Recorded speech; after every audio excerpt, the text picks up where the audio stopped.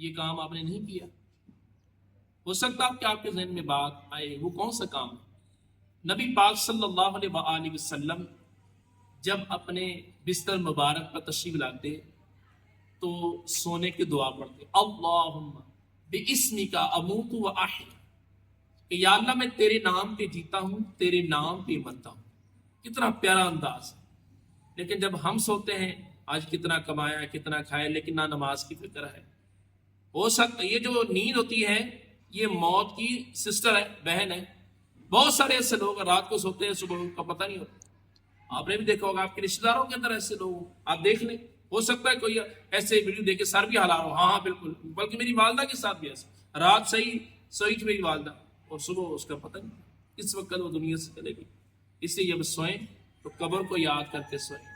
اور ابن ماجہ کی حدیث, رات سونے سے پہلے سورہ ملک کی تلاوت کریں, عذاب قبر سے محفوظ رہیں. اسی طرح آپ کوشش فرمائیں, سورہ فلق ہے, اسی طرح سورہ ناس ہے, سورہ اخلاص ہے, اس کو پڑھ کے سوئیں. آیت الکرسی پڑھ کے سوئیں. یہ وہ صورتیں ہیں جو میرے حضور پڑھا کرتے ہیں.